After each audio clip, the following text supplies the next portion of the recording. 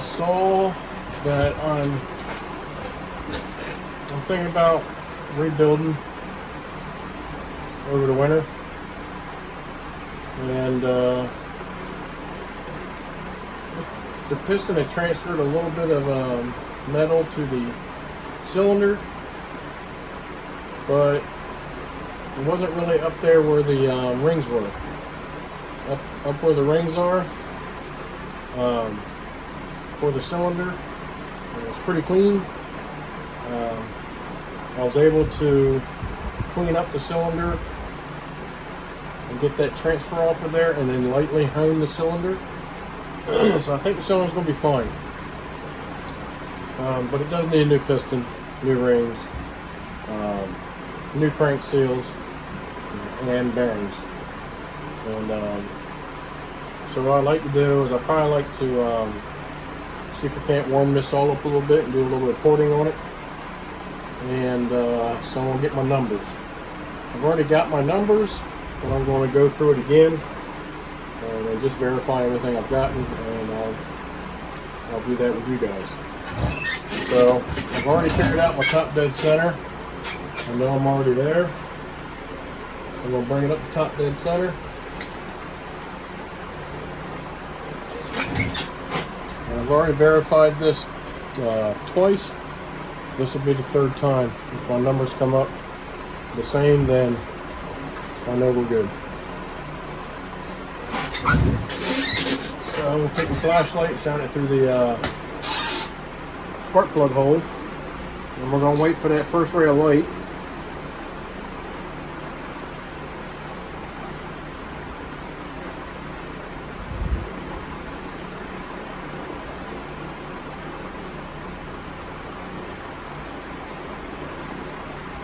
We're about there, and we are at right around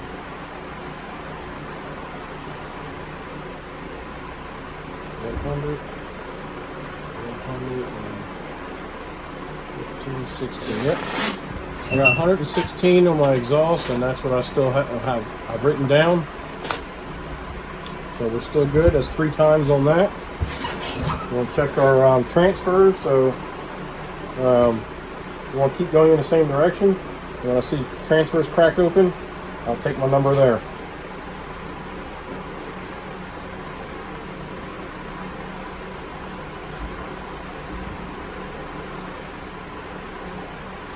About there. We are 100, 190, 100, 110, 20.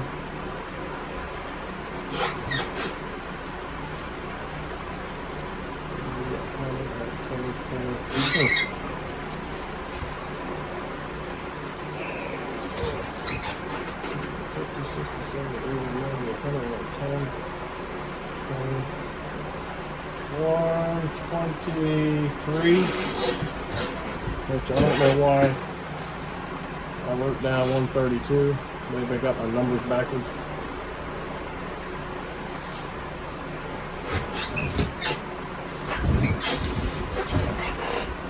Maybe 100, 110, 20, 123. Yep, 123. Might have wrote it down backwards. Instead of 23, I wrote 32. Yeah, I'm getting ready to do it again.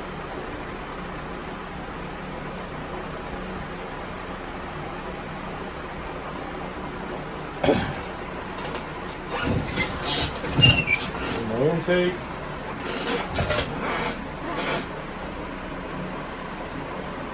Keep going in the same direction, and we're going to wait for the skirt to open up in the intake.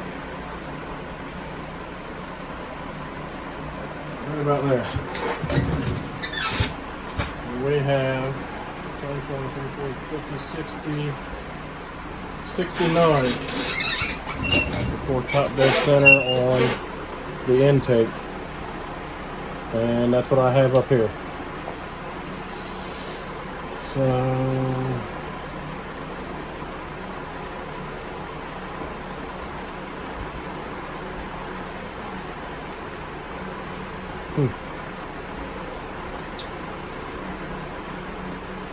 that is our numbers.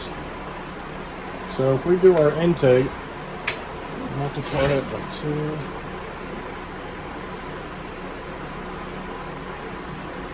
Times 2. So we're at right around 138 on the intake.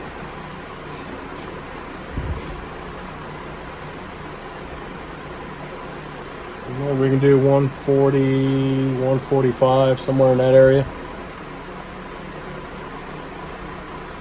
Is maybe where I want to go with it.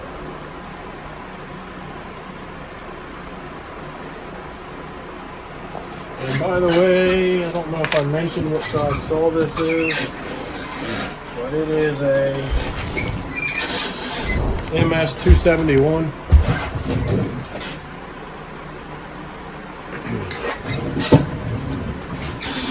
The MS271 is a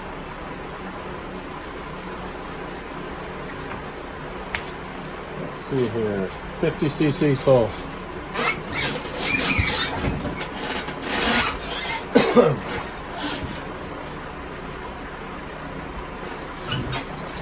And our intake, our exhaust is at 116.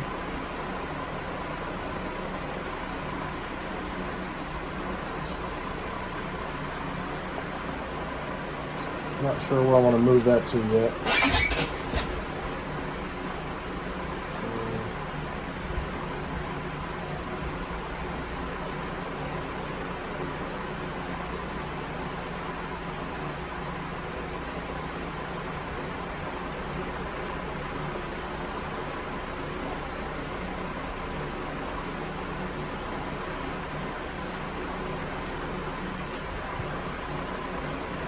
Maybe we get that down to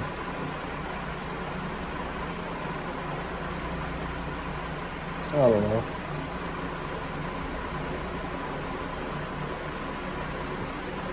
$110, $105.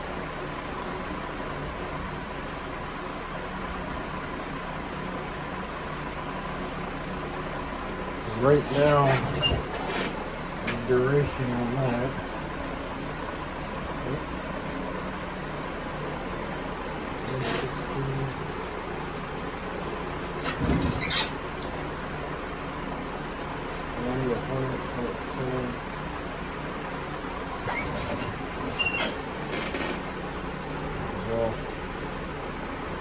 Exhaust is at 116.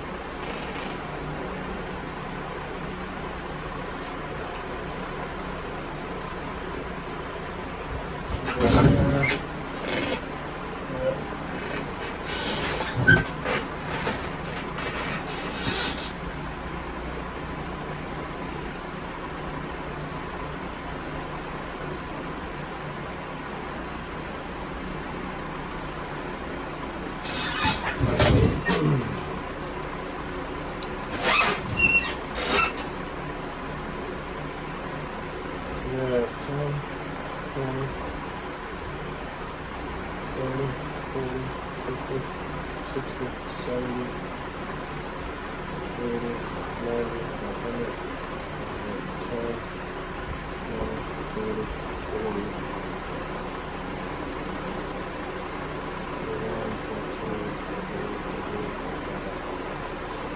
147 is our duration for the intake. I mean, exhaust.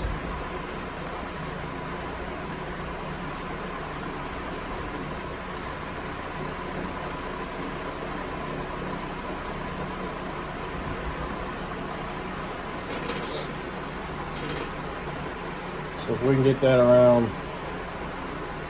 150.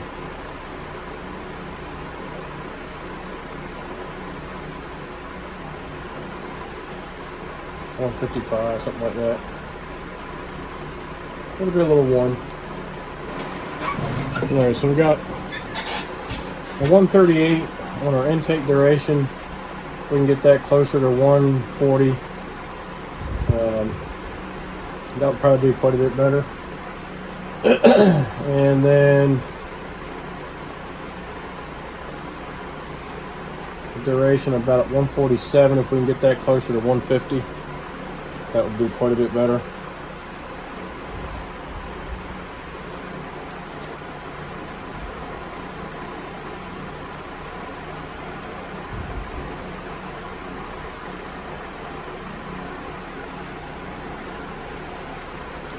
Alright, so there's our numbers for the Stihl MS271, and that's our baseline.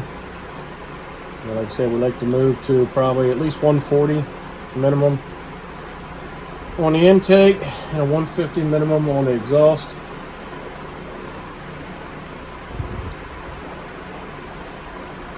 And this is a clamshell motor, so there's not a whole lot we can do with squish. Our squish is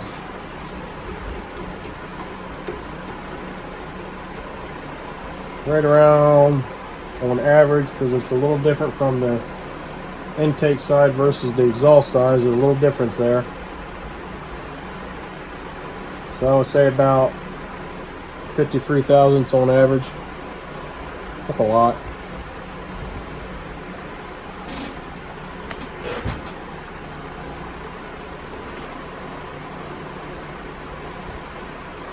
Pop up would probably work nice on this thing.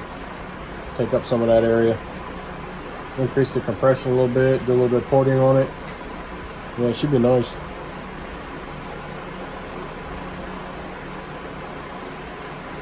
Alright.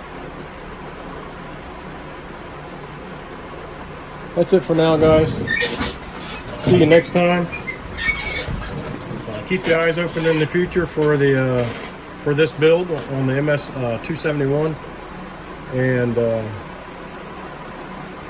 hopefully you like the content. Hopefully you enjoy the content. If so, give me a thumbs up, subscribe, send me some comments, let me know what you think. Be kind and help people when you can.